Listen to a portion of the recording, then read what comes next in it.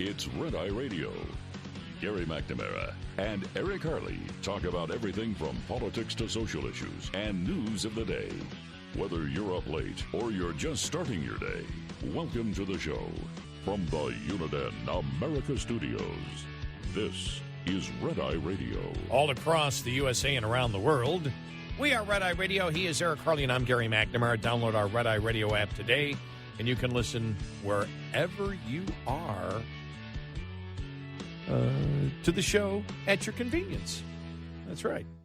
All right, so we were talking about last hour about that in 4 years, the projection is only 38% of people will be subscribing to pay TV in the United States, 38% of households. Right.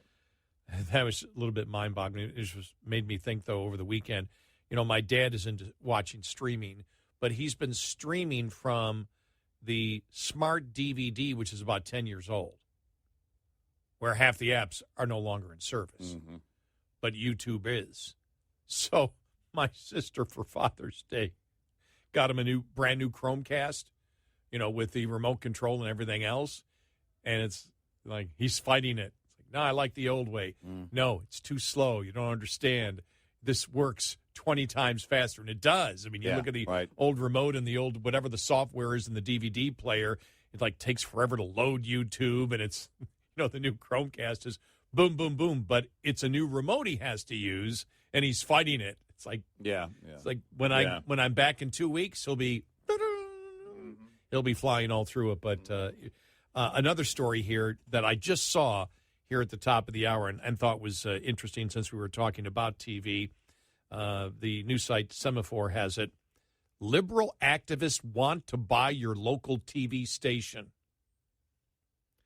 Progressive media activists rattled by the collapse of a generation of youth-oriented digital news outlets like Vice and BuzzFeed News are pushing wealthy Democrats to invest in for-profit media companies and social media influencers. That's the conclusion of an 85-page report obtained by this news site Semaphore and subsequently published online, prepared for a gathering of progressive leaders in Washington, D.C. last month. So they're trying to get the billionaires, wonder who that is, to buy local TV stations. George Soros Jr. Exactly. So, yeah. And so, you know, you look at this and you say, okay, you buy local TV stations? So you're going to have you're trying to do a MSNBC, creating a new network by buying local TV stations? Are you trying to do the Sinclair formula? But really be more, where you have maybe 40 TV stations across the country in major markets, and you have programming for all of them? We already have a liberal media. Well, I guess that would be the point. It exists already. Yeah. But let me ask you this, though, because this is what part of the discussion has been on the story, that 38% of people will only be subscribing to pay TV. And, you know, all of these, MSNBC, CNN, Fox, all of them are on pay TV. Yeah. So is this the left looking at the future and saying, wait a minute, we're much more likely to get a bigger audience, especially more influential in the big markets, if we actually buy the TV stations and have our national programming on our own stations? There is no middleman at that point. We don't have to go through a middle person. Yeah. And I don't know. I mean, I don't know if that's what they're like. This is all a guess on my part. I don't know. But that would be, see, is that the new business model? I don't think it's still going to work. I don't like the business model. Yeah, because I think the medium itself, if you're trying to reach younger viewers, isn't going to be there. It's not going to deliver those viewers. And that's the problem. Ultimately, you're still talking about that, you know, controlling the airwaves, by the way, is not something in today's age that it has even been a conversation, because the airwaves are now everything. And now with 5G, it doesn't matter. I mean, you can get whatever information you want at any time. Buying something that is, one property in terms of a TV station, in order to get your agenda out, I'm not sure that's going to work. With the left, the demographics just simply don't work. So, yeah. And so if you look at it, you say, okay, do you plan on forming a 24/7 liberal news network? Because Sinclair doesn't even do that. Sinclair has regular programming and then has, news shows, whatever, that may or may not be more moderate or conservative, depending on what market you're in. Yeah. And the demographics for their reach fit the equation. For liberals, I don't think they do. Because you're talking about, okay, how do we reach them from this point going forward? Well, if you're talking about a younger demographic, I'm sorry, but television isn't going to be your answer. No, I agree with you. If you're talking a younger demographic, it doesn't. If you're looking at older demographic conservatives, you probably have a better business model. Yep. But is the business model an entire network or just news, which isn't as slanted as you see on the network? Because if your only goal is to get on if you're going to go on the TV stations and you're going to have 24/7 liberal programming, number one, that's going to be pretty expensive. And if you only have 30 outlets, even if they're in major cities, it's still quite expensive to do that. And I don't know if the audience is there. Sinclair runs regular programming. Yeah, right. And then they may have a news, or then they may have a new show, but it's not a conservative news network, 24/7 news. Right. So I don't know. I don't know if they're just getting desperate to get their message out there, but I would look at it and say, well, no, I think you're better. I think you're better to. Well, I don't know. I don't know what advice I'd give to liberals right now. I mean, I don't know how you can market anymore the things that they believe in. That's a hard thing. But in general, I think it's more effective. I'll say just in general, if you want to push a political message, to get on the highest rated show and have a very effective commercial. Yeah. The general shows that are out there and have a very effective commercial at that particular point. But I just thought it was interesting and thought I would bring, that up. Well, the polling is out there. Mm-hmm. New polling. Looks like it's pretty obvious when you see the numbers here. 83% of voters. We started out the show with this. We know we have a new audience, coming in by this time. Mm-hmm. And if you've stayed with us and you're not new, God bless you. Yeah, thank you. You've stayed up with us since midnight. That's stamina. But we thought this was really, really interesting to show that we were right, and that's all we do on the show is get affirmation that we were right. That's what we look to our do. Entire goal. Does anything really matter besides that? No, that's no.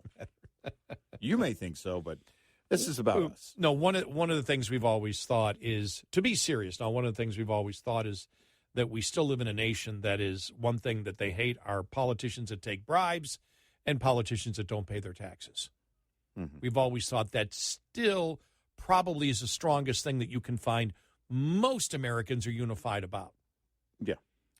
83% of voters believe the FBI should make public its informant file that alleges President Joe Biden accepted a $5 million bribe from the Ukrainian oligarch. And we believe that's how that should always be presented, that Biden accepted the bribe. The allegation is he accepted a bribe from an oligarch, because that makes the allegation much more serious than the Ukrainian Burisma president. Yeah. Correct? Say oligarch. It's immediately evil. Yes. Yes. And because of the Democrats, it's becoming Right. That's why, It's just so you know, that's the way they use it. Right. But the poll asked respondents, do you think that the FBI report about an informer alleging that Joe Biden took a $5 million bribe while he was vice president should be made public or kept secret by the FBI? 83% said it should be released. 17% said no. That 17% makes up Biden's family and extended family. And some oligarchs. And some oligarchs. Yeah. That have sanctuary in the U.S. Yes, exactly. Among the partisans here, 74% of Democrats believe, 74% of Democrats said the FBI should make the Biden bribery file public. 74%. 82% of independents, 92% of Republicans, and we asked it once, we'll ask it again. Who are these 8% of Republicans that don't want it public? Liz Cheney, Mitt Romney, Bill Kristol. You had the answer for me. Yeah, there's a whole list. How stupid of me. I'm sorry. I had a little mind blanks. Sorry. I was on a 3-day weekend. Yeah. I apologize for not thinking there. Yeah. The answer was right in front of me. Thank you, Eric. Thank you for straightening me out. Yeah. The other interesting polling numbers is, and this is before Trump even did the interview with Bret Baier. But the majority see the Trump indictment as politically motivated and election interference. That's fascinating. 55% of Americans believe Trump's indictment is politically motivated. 56% believe that it constitutes election interference. And this is brand new stuff. This is all brand new. Okay. The indictments, this is just less than a week old. Right. So is that why we haven't heard, for the longest time, the whole Russian collusion thing at every turn was, aha, finally got him. Aha, finally got him. Aha, finally got him. He gets indicted. Remember, in New York, he got indicted, and everybody's like, yeah, but these are indictments, but not indictments. What's in the indictments? Then you get to the Florida indictments, and people, according to this poll, believe it is politically motivated and election interference. Is that why we're not hearing the echo chamber on this, even from the far left? There are some, but nothing like back during the heart of the whole Russian hoax thing. I think part of it is what was in this poll that showed that 65% believe Biden mishandled classified information, and an overwhelming 72% believe Hillary mishandled classified information relating to her setting up a private server in her home. I think the American public has figured out the two-tier system. Yeah. Yeah. The majority of Americans recognize right. that it does exist, which means a majority of independents realize that it exists. Right. And I think that's the huge problem here. Now, most Democrats want Trump, charged and convicted of this. But as you also noticed, 74% of Democrats believe, and this is where I think, not that they necessarily mind, some probably do, but some probably don't necessarily mind, that even if Biden took the bribe, they just look at this as a way to get Biden out. They don't want Biden to run again. Right. They haven't lost their liberal bent. They just want Biden out. Yeah, they're not pro-Trump, to be clear. Right. Yeah. The other thing is, and Jonathan Turley wrote this, he said that the poor perception of the indictment also means that this case could conceivably never see a jury unless special counsel Jack Smith succeeds in pushing for a speedy trial before the election. He also suggested Biden consider a pledge to commute any sentence in advance. A majority of the public now supports a pardon for Trump if he is convicted. Wow. with these polls, the pressure on other Republican candidates to pledge a pardon is likely to increase. And I guess the whole point is they look and they go, every president does this in some way. And you look at, for example, as we have said with Hillary, you know what the criminal motivation was behind it. And if any of those documents that Biden had that were in his home were related to Ukraine, as Comer said, and they believe there may be a connection to wrongdoing, whoa. Yeah. That's and so we know by Trump's interview with Brett Baer what his defense is going to be. He was not waiving the classified document. He just had newspaper clippings in his hand, is what he was claiming. Right. On the other thing, of obstruction of justice, not really sure where he's going on that, even after his interview with Brett Baer. Yeah. Because I don't think it's going to hold. Well, I was trying to hold, those files were my golf clothes. But if the espionage charges go away, I just don't think you go ahead with the obstruction of justice.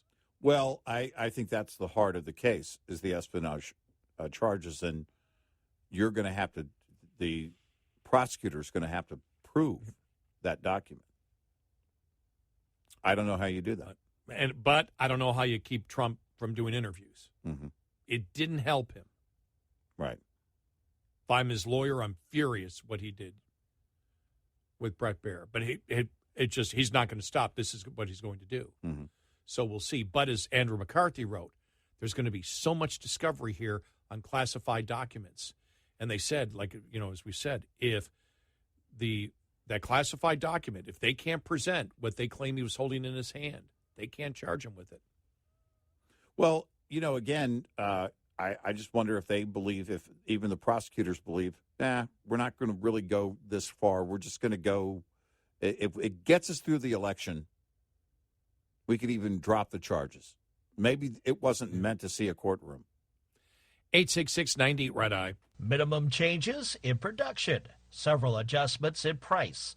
The summary for USDA's June outlook for dairy. World Agricultural Outlook Board Chair Mark Jekanowski says most changes in production categories occurred for the current marketing year. Milk production for 2023, we reduced 200 million pounds just based on slower anticipated growth in milk per cow. Meanwhile, price adjustments were made for both 2023 and 2024. One that kind of stands out is lower cheese prices for 2023. We lowered our cheese price forecast by 9 cents per pound. We also reduced our cheese price forecast for 2024, lowered it by 4 cents a pound. The lower cheese price forecast led to a lowering of Class 3 milk prices and lower all milk prices for both years. I'm Rod Bain reporting for the U.S. Department of Agriculture in Washington, D.C. This report is made possible by Cenex Roadmaster XL Premium Diesel and Citgo Lubricants.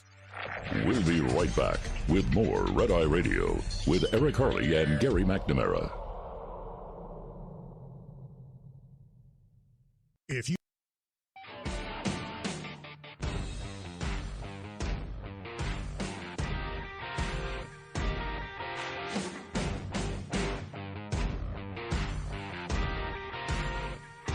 It's Red Eye Radio. He is Eric Harley, and I'm Gary McNamara. Coming up following the bottom of the hour, just interesting. We'll tell you just why, and this is a former federal attorney, Andrew McCarthy, believes that this trial on the classified records for former President Trump will not take place until after the election next year, based on how they have to do discovery. And that is based on discovery of classified documents. Right. And how long that's going to take. That's coming up.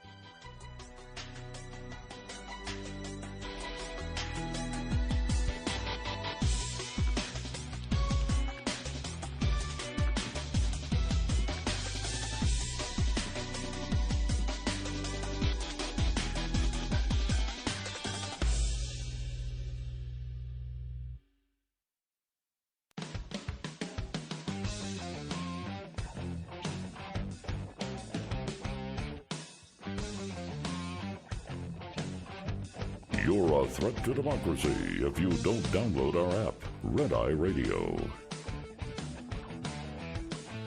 And he is Eric Carly, and I'm Gary McNamara. Good morning. Well, this is really interesting as to now the projections out about when this Trump trial might take place. Mm-hmm. Andrew McCarthy said in a classified information case, which of course this is, everything is about classified documents. Mm-hmm. Lawyers litigate before the trial what classified information is admissible in a case. Both the prosecution and the defense must share with the government what classified information they intend to use.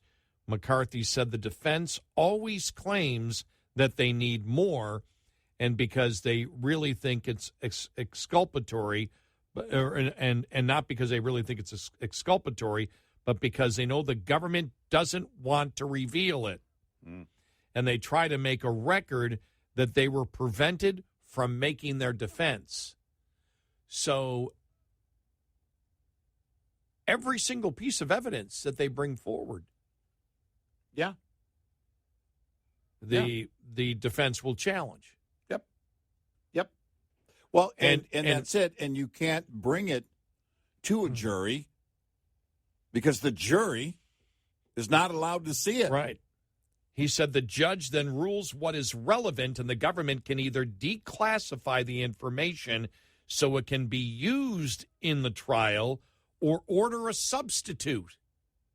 I don't know what that even means. Neither do I, but it has to give the defense enough to make the argument that they would have been entitled to make. McCarthy said that in the event that the government does not want to declassify the information and the court says there is no accurate substitute, it holds that the Attorney General can order that the court not to allow the classified information into the trial. Remember when Mueller, as special prosecutor, went after the 13 Russians, and then they served them in Russia, thinking they're not going to show up, or tried to serve them in Russia. They're not going to show up. Then an American law firm shows up in court representing those Russians that were indicted. And then the special prosecutor's office said, well, wait a minute. We didn't, we weren't able to. Well, no, you've indicted. You don't have to be served. We're here to defend the case. Those lawyers for those Russians knew you can't present evidence because our clients are Russian, and the evidence, you're not going to show them whatever the evidence you have, because certainly Russian citizens who are connected to the Kremlin are not going to be able to see that evidence. So you have a similar thing here now with this evidence being, all of it is classified. So if they don't declassify all this information, by the way, every single document has to go through that process. Right, and I wonder if a year or a year and a half is even going to be. This could be years in the making, just based on how many documents there are, and each hearing about each document. You don't have that. You don't have that kind of calendar space on any docket. So the law holds that the Attorney General can order the court not to allow the classified information into the trial. Then the judge at that point, then the courts pertaining to the information excuse me here, let me say this again. McCarthy said that in an event the government does not want to declassify the information and the court says that there is no adequate substitute, the law holds that the Attorney General can order the court not to allow the classified information into the trial, and then the courts pertaining to the information have to be thrown out due to the lack of a fair trial. Right. So if they can't declassify the information, and so we're talking about where they claim Trump is holding up the document. Well, there's a whole different ball game, as we brought up last week. Whole different ball game if he says, I wasn't holding up a classified document. I was holding up whatever, and that's what he told Brett Baer. I wasn't holding up the document. I was holding up newspaper clippings or whatever. That's what I was holding up. Now, that means I have to prove that he was holding the classified document, which means I have to present the classified document, correct? Yeah. You would think? Yeah. Well, and a because substitute of discovery, or a substitute. I don't know what the substitute would be. I don't know well, what that means. that's the question: is what legally qualifies as a substitute in this case? Another obstacle to a speedy trial is that Trump's lawyers have to be cleared to get access to the classified information. Right. He said due to the difficulty of this process, he thought special counsel Jack Scott would focus on obstruction rather than the allegedly classified materials Trump retained. I don't know how on earth he gets it to trial prior to the November election. And I would say that even if Trump didn't have 4 or 5 other cases on his plate, that they have to schedule it around. He said once had a case involving much less classified information, and it took 18 months to litigate before the trial. Yeah, that's why I was thinking, my gosh, with all the different documents here, this could go on forever. But maybe that's the whole point. Maybe the prosecution is looking at this saying, you know what? We don't need it to even go the full measure. We just need it to go through Election Day of 24. And he said the thing that really held up, he said, we once had a case involving much less classified information. It took 18 months to litigate before the trial. That was one little discrete piece of evidence with respect to one defendant out of 12. Wow. And that's how long it took in front of a judge who was, by the way, extremely efficient. Yep. So, yeah, I mean, these scenarios, the scenarios when you think about it, because let's say Trump becomes president. Mm-hmm. Yeah. Then what? But you're not going to charge him.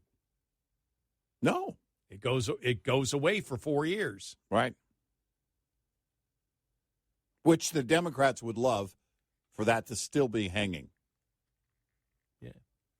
There's your new dangling Chad. Or day one, he pardons himself. Yeah, right. And then lets that go to the Supreme Court. Exactly. Or he wins, steps down, and lets Carrie Lake pardon him. Whoever his Veep pick is going to be. We'll just throw in all the conspiracy theories. Okay. I like that. Or Chris Christie wins. No, sorry. I went too far. That's just stupid.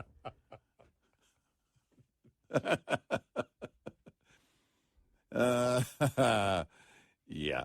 Or DeSantis wins and then pardons Trump, and he no longer calls him DeSanctimonious. Yeah. Exactly. You have to agree to no longer call me DeSanctimonious. I don't know. I'll get back to you. The whole thing, but the whole thing reeks of, again, I mean, everybody, the polls show it. It's political. Yeah, it's political. It doesn't need to see the light of day in a courtroom. Let the process play out long enough to sway the election in our favor or whatever, and hang the political cloud over Trump, and then we either drop it or it's dismissed or it goes nowhere. Well, as we had discussed earlier, I was thinking about it more, that what if the judge in that time period, let's say, remember, a year from now. Yeah. A year from now. Yeah, we're past Super Tuesday. We are well into it. But a year from now, the judge starts dismissing counts. Well, I mean, what if they? What if the judge starts? Think about the espionage count, and that has. If you're Trump's attorney, that has to be the first challenge. Okay, let's go after that document. What they say is the document. Let's tear that apart. Let's see and then if that's not allowable, and then the espionage count goes away, really the heart of the case goes away. Well, if they start, well, think about it. If the judge starts saying, okay, fine, you're not going to do this, we drop that charge, we drop that charge, we drop that charge, as it's leading into the election, and let's say Trump at this point, is the presumptive nominee, that's in his favor, saying, oh, man. all of it, yeah, all of it has been, all of it has been a witch hunt from the very beginning, from Russia collusion on to now. And watch when I become president how they'll drop those final charges because they're just using them as one last and when effort. It doesn't work, they're going to run. Right. When it like doesn't a bunch work, of cockroaches, we're going to turn the light on and they're all going to scatter. He's free to use that if he wants to. But that will elevate him. That politically, if that's happening a year from now, and that starts to, and this case starts to implode, then absolutely it's going to work for him. There's no way it doesn't, and there's no way that Biden gets any better at God save the Queen, man, in those moments. Mm-hmm. There's no way he gets better at campaigning. There's no way the economy is just going to drastically improve. It's just not going to happen. Any update on that Titanic submarine? So if you were following over the weekend, this is the Titan submarine. It's a 22-foot submarine that is really it's a tourist submarine and it can hold 5 people. And there are 5 people aboard the submarine that was going down to take a very close and up-close look at the Titanic, the wreckage of the Titanic. This submarine is, they say, capable of going down over 13,000 feet, and the Titanic sits at about 12,500 feet. They lost communication Sunday evening with this submarine. The communications, by the way, was the satellite communications Starlink, owned by Elon Musk. They don't know why they've lost communication. This submarine, this small submarine, has the ability to float itself if something goes wrong through drop weight. So they drop enough weight for this, and then it becomes buoyant. It goes to the surface. The U.S. Coast Guard, which, by the way, the rescue mission started again this morning. The U.S. Coast Guard is out of Boston, is leading the efforts, the rescue mission. They still consider it to be a rescue mission at this point because there is roughly 96 hours worth of bottled oxygen on board this craft. So there are a number of theories that maybe the submarine got entangled in the wreckage, maybe it lost power and sank and was not able to deploy the drop weights. If it did, that's going to be catastrophic because rescuing it from the bottom is going to be near impossible. And then, of course, the ultimate a breach in the glass or something else, which would cause an implosion with that kind of pressure at that level. But they are indeed looking for the Titan, and will continue to do so. They say roughly Thursday morning, I think, is that 96-hour window on the oxygen. So we'll follow this story throughout the day. 866-90 Red Eye. Coming up, more with Gary McNamara and Eric Harley. It's Red Eye Radio.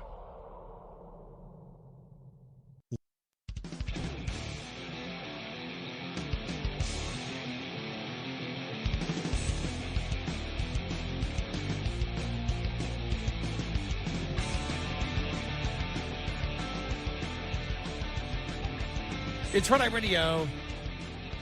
He is Eric Harley, and I'm Gary McNamara. Yeah, that's the one thing about that's Titanic submarine is the fact that they haven't heard. There's been no communications with it. That's the worrisome part. Yeah, there's so many different scenarios, because obviously you're hoping it will surface right away, that they were able to deploy. If it lost power, they were still able to manually deploy the drop weights and create that buoyancy.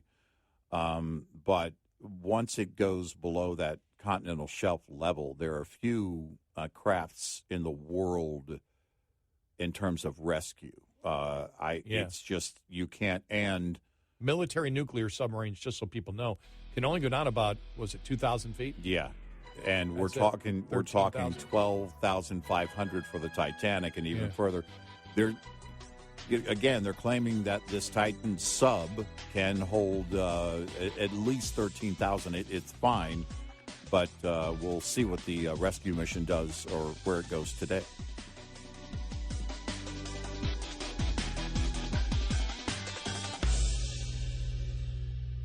This is Red Eye Radio on Westwood One.